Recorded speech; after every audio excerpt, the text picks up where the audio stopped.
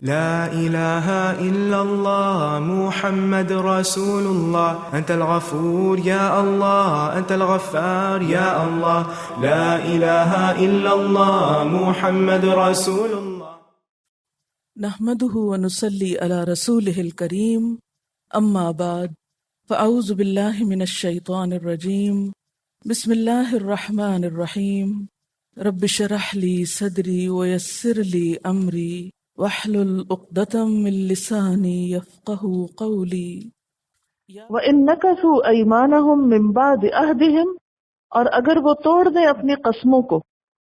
ایمان یمین کی جمع ہوتی ہے نا، عہد اور قسم. من بعد عہدہم، اپنے عہدوں کے بعد. وَطَعَنُوا فِي دِینِکُمْ، اور وہ عیب لگائیں تمہارے دین میں، تانے دیں، حملہ کریں، مذاق اڑائیں.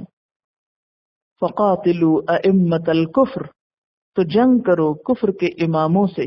اور یہاں کفر کے امام اس کانٹیکس میں قریش ہیں. یعنی اگر یہ لوگ عہد توڑیں اور دین میں تان کریں اور پھر ظاہری طور پہ قسمیں بھی کھائیں تو ان کی قسموں کا کوئی اعتبار نہیں، یہ تو کفر کے پیشوا ہیں. انہم لا ایمان لہم، بے شک وہ نہیں کوئی قسمیں ان کے لیے، یعنی ان کی قسموں کا کوئی اعتبار نہیں. لعلہم ینتہون، شاید کہ وہ باز آ جائیں. اب آپ دیکھیے نا ذرا کہ ایک طرف زبانی قسمیں کھاتے ہیں، ہم آپ کے بڑے وفادار ہیں، ہم تو آپ ہی کے ساتھ ہیں، معاہدے کر رہے ہیں، اور دوسری طرف کیا کر رہے ہیں؟ دین کا مذاق اڑا رہے ہیں. تو یہ کس قسم کے معاہدے؟ فرمایا کہ ایسے لوگوں کے معاہدوں کا کوئی اعتبار نہیں. پہلے میں نے ذکر کیا تھا نا کہ مسلمانوں کی طرف سے معاہدے توڑنے کی وجوہات بیان کی جا رہی ہیں، کیونکہ ان کے معاہدے خیانت پر مبنی تھے، اور بعض اوقات معاہدے میں اگر خیانت نہیں بھی کرتے تھے تو دین کا مذاق اڑاتے تھے. اس سے کیا بات پتہ چلتی کہ دین کا مذاق اڑانے والوں کے ساتھ کیا معاملہ کرنا چاہیے اس آیت کی روح سے؟ لا علم ہو تو اگنور کر سکتے ہیں، اور علم والے ہوں تو پھر ان کے ساتھ تو قاتلوں کی بات ہوئی ہے، لیکن قانون تو ہم اپنے ہاتھ میں نہیں لے سکتے. توہین رسالت کی جو قانون ہے وہ اسی آیت کی بنیاد پر ہے. یعنی توہین رسالت کے مرتکب شخص کے لیے جو سزائے موت ہے وہ اس کی بنیاد یہی آیت ہے کہ جو اللہ کا مذاق اڑائے، حضور صلی اللہ علیہ وسلم کا اڑائے، دینی شاعر کا اڑائے، ان کا انجام یہی ہے. لیکن لا علم لوگ جب ایسا کریں، ناسمجھ لوگ، تو پھر کیا ہے؟ ان کو سمجھایا جائے. لیکن افسوس یہ کہ آج ہم مسلمانوں میں ایسے ناسمجھ بہت ہو گئے، اور بہت سے لوگ تو پڑھ لکھ کر ناسمجھ ہو گئے. ایسے لوگوں سے پھر خیرخواہی تو کی جائے گی کہ ان کو مزید سمجھایا ہی جائے، لیکن قانون کو آپ اپنے ہاتھ میں پھر بھی نہیں لے سکتے. یعنی قاتلو کا مطلب کوئی یہ نہ سمجھے. اصل میں ہماری جو یوتھ ہے یا جو نیا ذہن ہے، ان کی سوچ جس علم اور جس نظام تعلیم کے تحت بنی ہے اس کا جواب انہیں نہیں ملا. پہلے تو اس سطح پر ان کو جواب دینے کی ضرورت ہے، ان کو مطمئن کرنے کی ضرورت ہے. صرف احکام سنا دینا کافی نہیں، کیونکہ یہاں پیچھے آپ نے دیکھا نا کہ اگر ان میں سے کوئی سمجھنا چاہے، جاننا چاہے، سننا چاہے تو اس کو مہلت دو.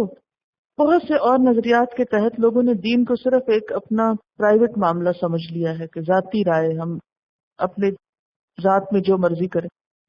لیکن آپ دیکھیں کہ کوئی بھی چیز جو آپ کی ذاتی ہے وہ لازمی طور پر دوسروں کو کہیں نہ کہیں متاثر کرتی ہے. جہاں آپ کی اپنی ذات کی فریڈم ختم ہوتی ہے وہاں دوسرے کی فریڈم شروع ہو رہی. تو اس لیے آپ معاشرے سے لا تعلق تو نہیں ہو سکتے. ویلیوز بدل گئی ہیں. ہمارے ہاں اچھائی برائی کے معیار بدل چکے ہیں، اور اس کی بنیادی وجہ یہ ہے کہ ہر ایک نے اپنا اپنا ایک معیار قائم کر رکھا ہے. اگر ہم سب کے سامنے ایک کتاب اور سنت ہوتی تو معیار بھی ایک ہوتا. اب چونکہ ہر ایک اپنی رائے سے، اپنی سمجھ، اپنے علم اور اپنی گزشتہ جو اس کے ایفیلیشنز ہیں ان کے کانٹیکسٹ میں بات کرتا ہے، اس لیے بعض اوقات کمیونیکیشن ہی نہیں بحال ہوتی. آپ کسی کو بتا ہی نہیں پاتے کہ آپ جو کچھ کہہ رہے ہیں وہ درست نہیں. الا تقاتلون قوما، ابھی بھی کچھ مسلمان ریلیکٹنٹ تھے کہ اچھا ان کے ساتھ جنگ کی جائے. فرمایا کیا تم جنگ نہ کرو گے ایسے لوگوں سے؟ اب وجوہات بتائی جا رہی ہیں کہ ان کو مارو اور پکڑو کی. نکثوا ایمانہم، انہوں نے اپنا عہد توڑا. کیا اب بھی وہ ہمدردی کے لائق ہے؟ کیا اب بھی ان سے ترک موالات نہیں ہوگی؟ کیا اب بھی ان کے خلاف جنگ نہ ہوگی جبکہ انہوں نے اپنے عہد توڑ ڈالے، خاص طور پر صلح حدیبیہ؟ اور کیا جرائم ہیں ان کے؟ وَهَمُّوا بِإِخْرَاجِ الرَّسُولِ، اور رسول کو نکالنے کا ارادہ کیا. ہجرت کی طرف اشارہ ہے، جب دار الندوہ میں وہ سب مل کر حضور صلی اللہ علیہ وسلم کو ملک سے نکالنے کی باتیں کر رہے تھے، ارادے کر رہے تھے. وَهُمْ بَدَؤُوكُمْ أَوَّلَ مَرَّةٍ، اور وہ ابتدا کرنے والے تھے تمہارے ساتھ پہلی مرتبہ. یعنی ظلم اور زیادتی کی ابتدا بھی انہوں نے ہی کی. اشارہ ہے اس پرسیکیوشن کی طرف، ظلم و ستم کی طرف جو انہوں نے مسلمانوں پر ڈھائے. اتخشونہم، کیا تم ان سے ڈرتے ہو؟ فاللہ احق ان تخشوا، پس اللہ زیادہ حقدار ہے کہ تم اس سے ڈرو. ان کنتم مؤمنین، اگر تم مومن ہو. اب یہ جو بدعوکم ہے نا، اس کا ایک اور معنی بھی کیا جاتا ہے کہ جنگ بدر میں بھی ابتدا انہی کی طرف سے ہوئی. یعنی مشرکین مکہ اگرچہ ان کا تجارتی قافلہ امن سے پہنچ گیا تھا، حفاظت سے پہنچ چکا تھا، لیکن اس کے باوجود انہوں نے کیا کیا؟ ابو جہل نے فوج کو جنگ کے لیے ہی ابھارا. یعنی باوجود اس کے کہ ان کا تجارتی قافلہ بحفاظت مکہ پہنچ چکا تھا، لیکن ابو جہل نے پھر بھی جنگ ہی کی ٹھانی. پھر اسی طرح صلح حدیبیہ میں بھی قریش کی طرف سے ابتدا ہوئی حملے کی مسلمانوں کے حلیف قبیلے پر. فاللہ احق ان تخشوہ ان کنتم مؤمنین، اللہ زیادہ حقدار ہے کہ تم اس سے ڈرو اگر تم مومن ہو. قاتلوہم، ان سے جنگ کرو. یعذبہم اللہ بایدیکم، عذاب دے گا ان کو اللہ تمہارے ہاتھوں سے. یعنی اللہ نے ان نافرمانوں کو عذاب تو دینا ہی تھا، لیکن آسمان سے فرشتوں کے ذریعے یا ویسے آفت بھیجنے کی بجائے کیا طریقہ اختیار کیا کہ ان کو تمہارے ہاتھوں عذاب دلوایا. ان سے جنگ کرو، اللہ ان کو تمہارے ہاتھوں سے عذاب دلوائے گا. وَيُخْزِهِمْ، اور ان کو رسوا کرے گا، یعنی ان کو شکست ہوگی. وَيَنْصُرْكُمْ عَلَيْهِمْ، اور تمہیں ان پر مدد دے گا. وَيَشْفِ صُدُورَ قَوْمٍ مُؤْمِنِينَ، اور مومن قوم کے سینوں کو شفا دے گا. جب اعلان برات ہوا تو مسلمان کچھ اندیشوں کا بھی شکار ہوئے کہ اب معلوم نہیں انہیں کیسے کیسے تلخ حالات کا سامنا کرنا ہوگا. اگر امیجن کیجئے نا کہ آپ بحیثیت قوم کسی سے معاہدہ ترک کر رہے ہیں، یعنی آپ نے کسی کے ساتھ صلح کی ایک ٹریٹی قائم کر رکھی تھی اور پھر آپ خود ہی کہہ رہے ہیں کہ ختم صلح، اعلان جنگ ہے تمہارے خلاف. اب ایسے موقع پر ایک پریشانی تو ہوگی کہ اب دیکھیں کہ ہوتا کیا ہے. اور کئی اعتبار سے مسلمانوں کو فکر تھی کہ معلوم نہیں کتنے تلخ حالات ہو جائیں. اب اس پریشانی سے مسلمانوں کو نکالا جا رہا ہے. اللہ تعالیٰ فرماتے ہیں کہ تم اللہ کے حکم پر عمل کرو، تم جہاد کے لیے تیار رہو، لوگوں سے ڈرنے کی بجائے صرف اللہ سے ڈرو، اس پہ بھروسہ کرو. اللہ مشرکوں کے دلوں میں رعب ڈال دے گا اور تمہارے دلوں کو سکون دے گا، تمہاری پریشانی ختم ہو جائے گی. وَيُذْهِبَ غَيْظَ قُلُوبِهِمْ، اور ان کے دلوں کا غصہ لے جائے گا. کس بات کا غصہ تھا مسلمانوں کو؟ وہ جو ظلم و ستم ماضی میں کرتے رہے تھے، ان کی جائیدادیں بیچ ڈالی تھی، ان کو ہر طرح سے محروم کر دیا تھا. فرمایا کہ وہ جو ماضی میں تم پہ ظلم کرتے رہے ہیں یہ وقت ہے ان کے بدلے کا. وَيَتُوبُ اللَّهُ عَلَى مَن يَشَاءُ، اور اللہ توبہ بھی قبول کر لے گا جس کی چاہے گا. یعنی ان میں سے اب بھی اگر کچھ ایسے لوگ ہوئے جو ہدایت کی طرف آنا چاہیں تو ان کے لیے اب بھی توبہ کا راستہ کھلا ہے. واللہ علیم حکیم، اور اللہ علم والا ہے، حکمت والا ہے. اور ہم دیکھتے ہیں کہ اس کے بعد تقریباً 70 وفد ان مشرکین کے حضور صلی اللہ علیہ وسلم کے پاس آئے اور انہوں نے اسلام قبول کیا، اور جن کے بارے میں سورۃ النصر میں فرمایا گیا کہ اذا جاء نصر اللہ والفتح ورأیت الناس يدخلون فی دین اللہ افواجا، جب اللہ کی مدد اور فتح آ جائے اور تم لوگوں کو اللہ کے دین میں جوق در جوق داخل ہوتا دیکھو، تو آپ کو پتا ہے کہ عملاً کیا ہوا؟ قتل و غارت تو نہ ہونے کے برابر ہوئی. عملاً ہوا یہ کہ ان میں سے اکثریت مسلمان ہو گئی اور وفود کی شکل میں حضور صلی اللہ علیہ وسلم کے پاس مدینہ آئے. اسی لیے اس کے بعد کا سال کیا کہلاتا ہے؟ عام الوفود. تو یہاں پر کیا تسلی دی جا رہی ہے کہ تم کیوں ڈرتے ہو؟ اتخشونہم، ان سے ڈر رہے ہو کہ ان سے ہم نے معاہدہ توڑ دیا تو کیا ہوگا؟ اللہ احق ان تخشوا ان کنتم مؤمنین قاتلوہم یعذبہم اللہ بایدیکم ویخزہم وینصرکم علیہم ویشفی صدور قوم مومنین. تسلی رکھو، یہ تمہارے پاس آئیں گے، اسلام قبول کریں گے اور تمہارے دل ٹھنڈے ہو جائیں گے، تمہاری کوششیں بارآور ہوں گی، اور ماضی میں جو تمہارے ساتھ انہوں نے ظلم و ستم کیا اس کا بھی ازالہ ہو جائے گا. اللہ نے واقعی ان کے دلوں میں رعب ڈال دیا مسلمانوں کا، اور بجائے اس کے کہ وہ ہتھیار اٹھاتے اور جنگ ہوتی، جنگ تو نہیں ہوئی نا اس کے بعد کہ کوئی ہوئی تھی، عملاً تو کچھ نہیں ہوا، ایک دھمکی تھی نا. انہی آیتوں کو دیکھ کر یہ کہتے ہیں کہ اسلام تلوار کے زور سے پھیلا اور جبرن پھیلا اور ظلم سے پھیلا. یہ سب مغالطہ دیتے ہیں. تو اس لیے ان صورتوں کو تسلی کے ساتھ اچھی طرح پورے کانٹیکس میں سمجھنا انتہائی ضروری ہے، ورنہ آپ بھی اسی پروپیگنڈے کا شکار ہو جائیں گے جس کا اکثر مسلمان ہو چکے ہیں. اس چیز کو مسلمانوں کے بہت اگینسٹ استعمال کیا گیا. قرآن کا مقصد یہ ہوتا ہے کہ آپ کو سوچنے کے لیے ایک پلیٹ فارم دے دے، آپ کے ذہن کو جگا دے، پھر آپ اس جاگے ہوئے ذہن کے ساتھ تاریخ کو پڑھیں، ہسٹری پڑھیں، سیاست پڑھیں، کچھ بھی پڑھیں، تو پھر آپ خود کمپیریزن کر سکتے ہیں.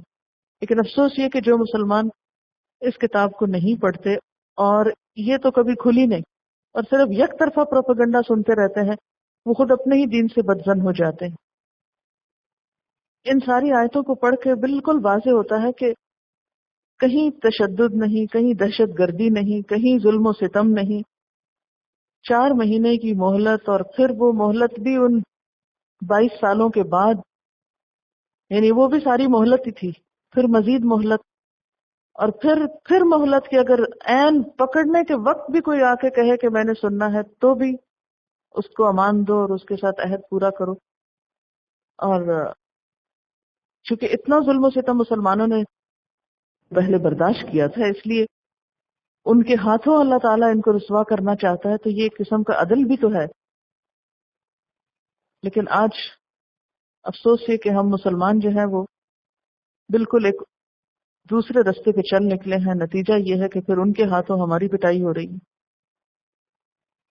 میں چھوٹے چھوٹے سوالوں میں یہ تھوڑا سا پیچھے سے دہرانا چاہتی ہوں، کیونکہ ذرا سی عورتوں کے مزاج کے خلاف یہ سارا سبجیکٹ ہے. اس لیے براءۃ من اللہ و رسولہ، اللہ اور اس کے رسول کی طرف سے برات ہے. برات کیا ہوتا ہے؟ رفع امان، معاہدوں سے برات. الی الذین عاہدتم من المشرکین، جن مشرکوں سے تم نے عہد معاہدے کیے تھے. اور ان میں خاص طور پر کس معاہدے کی طرف اشارہ ہے؟ صلح حدیبیہ. فسیحوا فی الارض، اعلان کے بعد گھومنے پھرنے کے لیے خاص طور پہ کہا. یہ کیوں کہا؟ یہ نہیں کہا جا سکتا تھا گھر میں بیٹھو 4 مہینے؟ یعنی ان کی موومنٹ پہ کوئی پابندی نہیں، خاص طور پر اس کی طرف اشارہ ہے کہ گھومو پھرو، دیکھو، آؤ جاؤ، ہر طرف مشورے کرو، جو کچھ کرنا ہے کرو. ہاؤس اریسٹ نہیں ہے، جہاں جانا چاہتے ہو جاؤ. پرزنرز آف وار بھی نہیں ہے، کچھ نہیں ہے، پوری آزادی ہے. 4 اشہر، 4 مہینے. اور ساتھ ہی سمجھایا بھی وَاعْلَمُوا أَنَّكُمْ غَيْرُ مُعْجِزِ اللَّهِ، یاد رکھو اللہ کو عاجز نہ کر سکو گے. یعنی اگر 4 مہینے بعد بھی تمہارا ڈیسیژن کفر پر باقی رہنے کا ہوا تو یاد رکھو کچھ فائدہ نہ ہوگا. وَأَنَّ اللَّهَ مُخْزِي الْكَافِرِينَ، رسوائی ہو جائے گی. اور پھر حج اکبر کے دن کیوں اعلان کیا گیا؟ اس دن کی اہمیت کے پیش نظر. اور پھر ہر جگہ پر اللہ اور اس کے رسول کا نام ساتھ ساتھ آ رہا ہے، کیونکہ رسول اللہ تعالیٰ کا نمائندہ ہوتا ہے. حکم اللہ کی طرف سے آیا، رسول اللہ صلی اللہ علیہ وسلم اس کو آگے سنا رہے ہیں. اور پھر آپ نے خود نہیں سنایا بلکہ اپنے خاندان کے ایک فرد کے ذریعے یہ اعلان کروایا. پھر اس برات سے کچھ لوگوں کو مستثنی قرار دیا گیا. وہ کون تھے؟ جنہوں نے عہد نہیں توڑے تھے اور مسلمانوں کے خلاف کسی اور کی مدد نہیں کی تھی. ان سے کب تک معاہدہ قائم رکھنا تھا؟ مدت کے پورا ہونے تک. تو کہتے ہیں کہ 9 مہینے کے اندر شاید وہ مدت بھی پوری ہو گئی تھی. جب 4 مہینے گزر گئے، سوچنے سمجھنے کی مدت ختم ہو گئی، تو پھر کیا حکم ہوا؟ فَاقْتُلُوا الْمُشْرِكِينَ حَيْثُ وَجَدتُّمُوهُمْ وَخُذُوهُمْ وَاحْصُرُوهُمْ وَاقْعُدُوا لَهُمْ كُلَّ مَرْصَدٍ.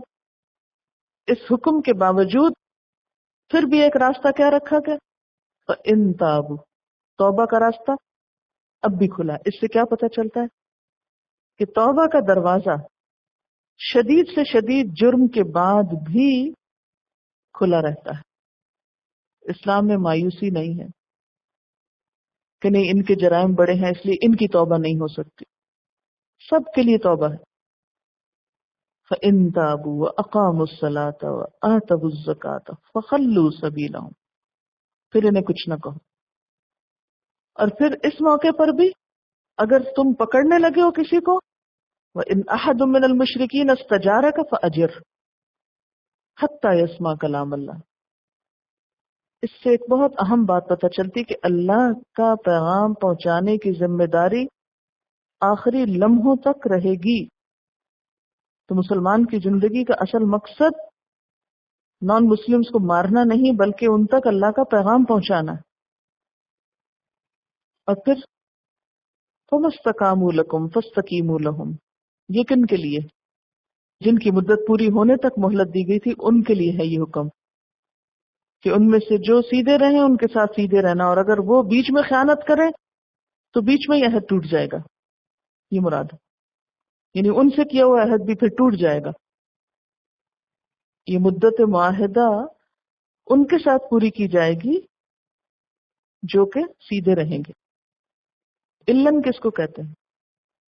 قرابت داری، رشتہ داری، یعنی معاشرتی تعلقات کی بنیاد پر جو ذمہ داریاں عائد ہوتی ہیں. اور ذمہ سیاسی امور میں جو معاہدے ہوتے ہیں. اور پھر بیچ میں ضمن اہل کتاب کا بھی ذکر آ گیا، اکثر ہم فاسقون والی. اور ان کے لیے بھی شرط کیا ہے؟ ان تابوا واقاموا الصلاۃ وان نکثوا ایمانہم. پھر یہ سب کٹھے ہیں اس میں، جو بھی عہد توڑے گا، قسمیں توڑے گا، اور پھر خاص طور پر دین کا مذاق اڑائیں گے. اس کے بعد جب دین مکمل ہو گیا تو اب دین کی حرمت قائم رکھی گئی. اچھا یہ بتائیے کہ دین کی حرمت کو قائم رکھنا کیوں ضروری ہے؟ اسلام میں توہین رسالت کا قانون کیوں اتنا سخت ہے؟ کیوں؟ اچھا یہ بتائیے کہ کسی ملک کے جھنڈے کو اگر کچھ کرے کوئی یا اس کے قانون کو، تو اس کی سزا کیا ہوتی ہے؟ ہوتی ہے کہ نہیں ہوتی؟ تو ایک جھنڈے کی قدر و قیمت زیادہ ہے ایک نبی سے؟ یہ بات چھوٹی سی سمپل سی میں اس لیے آپ لوگوں سے کر رہی ہوں کہ بہت سے لوگوں کو ایون امنگس مسلمس آپ اس قانون کے خلاف بولتے ہوئے پائیں گے. تو وہ لوگ یہ نہیں سوچتے کہ اگر کوئی شخص ایک جھنڈے کی حرمت پامال کرتا ہے یا ایک آئین کو پامال کرتا ہے یا کسی بھی قوم کے جو شاعر ہیں، اگر کوئی قوم اپنے دنیاوی شاعر پہ حرف نہیں آنے دیتی اور اس کی سزا موت ہے، تو کیا دین ہی ایک مذاق ہے؟ اور دینی شاعر ہی ایسی چیز ہے کہ جن پہ ہر ایک کو زبان درازی کا حق دے دیا جائے اور کسی کو پوچھا نہ جائے؟ یعنی اس قانون کی بنیاد پر آپ کو پتہ ہے کہ ہمیں مسلمانوں کو، پاکستان کو پورے میڈیا میں کتنا بدنام کیا گیا ہے، کتنا ریجڈ اور کتنا بیکورڈ اور پتہ نہیں کیا کچھ کہا گیا. یوں لگتا ہے جیسے دنیا کا سب سے بڑا مسئلہ یہ رہ گیا ان لوگوں کے لیے. اللہ اور اس کے رسول پر ایمان جو ہے وہ ہماری عزیز ترین چیزوں میں سے ہے. اگر اس کی حرمت نعوذ باللہ پامال ہوگی تو باقی پھر کچھ بھی نہیں رہا، پھر تو کسی انسان کی حرمت بھی نہیں رہے گی، کسی قانون کی بھی نہیں رہے گی، کہ اللہ اور اس کے رسول صلی اللہ علیہ وسلم نے ہی تو ہمیں عزت دی ہے بحیثیت مسلمان اور انسان کے. لیکن افسوس یہ کہ ہم مسلمانوں کے اندر سے بذات خود ہمارے ہی اندر سے یہ حرمت ختم ہوتی چلی جا رہی، دین کی بھی اور دین والوں کی بھی، بڑوں کی، بزرگوں کی، استادوں کی، کسی کی بھی. اور بعض اوقات ہم ایسی زبان استعمال کرتے ہیں کہ جو زیبا نہیں ہوتی، ہم کو ایسے الفاظ استعمال کرتے ہیں کہ جو بھول جاتے ہیں کہ ہمارے اعمال نامے میں بھی لکھے جا رہے ہیں. ہمارا ایک قومی مزاج بن چکا ہے نا. افسوس کے ساتھ کہنا پڑتا ہے ہم جہاں کہیں بیٹھتے پاکستان کے خلاف باتیں شروع کر دیتے ہیں، اپنے لیڈرز کے خلاف بولنا شروع کر دیتے ہیں. یعنی ہمارے اس زبان کے تیر سے کوئی بھی محفوظ نہیں. وہ دوسرے تیر چلانے تو نہیں آئے ہم کو جن کے لیے حضور صلی اللہ علیہ وسلم نے ہم کو کہا تھا کہ وہ چلانے سیکھو، وہ تو آتے نہیں، لیکن زبان کے تیروں سے ہر ایک کو زخمی کرتے ہیں. کبھی مجھے یہ سمجھ نہیں آتی کہ جو لوگ ایسا کرتے ہیں وہ کیا سوچتے ہیں، اور جب وہ لوگ خود پریشانیوں کا شکار ہوتے ہیں تو کبھی انہیں یاد آیا ہے کہ انہوں نے بھی کسی کا دل دکھایا ہے؟ یعنی آمنے سامنے بھی، تحریر کے ذریعے بھی، پیٹھ پیچھے بھی. کبھی میں سوچتی ہوں کہ اسلام کیا ہے، نیکی کس کو کہتے ہیں؟ آپ صلی اللہ علیہ وسلم نے نیکی کی ڈیفینیشن کیا کی ہے؟ البر حسن الخلق، اچھا اخلاق نیکی ہے. لیکن جب تک یاد رکھیں کہ یہ ہمارا اخلاق اسٹیبلش نہیں ہوتا، اپنے دین کے بارے میں، اپنے قومی رہنماؤں کے بارے میں، اپنی قوم کے بارے میں، اپنے ملک کے بارے میں، جہاں ہم پڑھتے ہیں اس جگہ کے بارے میں، اپنے استادوں کے بارے میں، جب تک ایک احترام کی فضا نہیں ہوگی اس وقت تک ترقی نہیں ہو سکتی، آگے نہیں بڑھ سکتے ہم. یعنی آپ کو اختلاف رائے کا حق تو ہے، لیکن بدتمیزی اور بد تہذیبی کے الفاظ بولنے کا نہیں ہے. دینی شاعر کا مذاق کتنی عام چیز ہے. یعنی داڑھی کا لفظ بولنا، یا کوئی بھی شخص جا رہا ہو تو یوں لگتا ہے کہ اس کا حق نہیں اس ملک میں رہنے کا، یا وہ ایک عجیب یا انوکھی یا اجنبی چیز ہے. مسجد کا، مولوی کا، ان سب لفظوں کو ہم نے ایک لطیفہ بنا کے رکھ دیا، ہنسنے کی چیز بنا دیا، جو کہ ایک افسوسناک چیز ہے. کہیں اور آپ ایسی بد اخلاقی اور بدتمیزی نہیں دیکھیں گے جو ہم مسلمانوں کے اندر آ گئی، اور خاص طور پر اس خطے میں زیادہ نظر آتی ہے. جنت دوزخ کا مذاق. اب دیکھیں کہ کسی بھی انسان کی جو گفتگو ہوتی ہے، زبان ہوتی ہے، وہ اس کے اپنے اندر کا آئینہ ہوتی ہے نا. جو اندر کی گندگی ہوتی ہے وہی زبان سے نکلتی ہے نا، خواہ گالیوں کی شکل میں یا بدتمیزی کے الفاظ کی شکل میں. اس لیے ہمیں گفتگو کرتے ہوئے الفاظ کے چناؤ کا خصوصی خیال رکھنا چاہیے. ام حسبتم، یا تم نے یہ سمجھ رکھا ہے، ان تترکو، کہ تم چھوڑ دیے جاؤ گے، وَلَمَّا يَعْلَمِ اللَّهُ الَّذِينَ جَاهَدُوا مِنْكُمْ، حالانکہ ابھی اللہ نے یہ تو دیکھا ہی نہیں کہ تم میں سے کون وہ لوگ ہیں جنہوں نے جہاد کیا، جدوجہد کی. وَلَمْ يَتَّخِذْ مِن دُونِ اللَّهِ وَلَا رَسُولِهِ وللمؤمنین ولیجہ، اور جنہوں نے اللہ اور اس کے رسول صلی اللہ علیہ وسلم اور مومنوں کے سوا کسی کو دلی دوست نہیں بنایا. واللہ خبیر بما تعملون، اور اللہ باخبر ہے اس سے جو کچھ تم عمل کرتے رہتے ہو، جو کام تم کرتے ہو. اگرچہ یہاں پر خطاب عام نظر آتا ہے کہ سب سے خطاب ہے، لیکن حقیقت میں اس سے مراد وہ مسلمان ہیں جو ابھی تک اپنے پچھلے تعلقات اور رابطوں اور رشتہ داریوں کے بندھن سے ابھی تک پوری طرح آزاد نہیں ہوئے تھے. ان کے لیے اعلان برات ایک بہت بڑی آزمائش تھی. اگر آپ اعلان برات کے الفاظ پر غور کریں کہ اب امان اٹھا دی گئی، تعلقات ختم، ایک طرح سے دشمن حالت جنگ میں ہے، تو جیسا کہ آپ دیکھ رہے ہیں کہ ان دشمنوں میں کون کون شامل ہیں، اپنے ہی رشتہ دار، اپنے ہی گزشتہ دوست، اپنے ہی وطن کے لوگ. تو وہ لوگ جو ابھی تک پوری طرح قربانی نہ دے پا رہے تھے، ان سے خطاب ہے کہ ام حسبتم، کیا تم نے یہ سمجھ رکھا ہے، ان تترکو، کہ تم چھوڑ دیے جاؤ گے، یعنی اپنی اسی حالت پر چھوڑ دیے جاؤ گے، تم پر کوئی آزمائش نہیں آئے گی، تمہیں اسلام کی راہ میں قربانی نہ دینا ہوگی. ایسا تو نہیں ہوگا. ابھی تو اللہ کو دیکھنا ہے. کسے؟ تمہارے عمل کو. کیا عمل؟ کہ تم میں اس کی راہ میں جد و جہد کرنے والے کون ہیں. اور صرف یہ جد و جہد ہی کافی نہیں، بلکہ دوسری شرط یہ ہے کہ اس جد و جہد میں اللہ اور اس کا رسول اور مومن ہر رشتے سے بڑھ کر عزیز ہو جائیں. انسان کی محبت اللہ اور اس کے رسول اور مومنوں کے لیے ہر دوسری چیز سے بڑھ کر ہو جائے.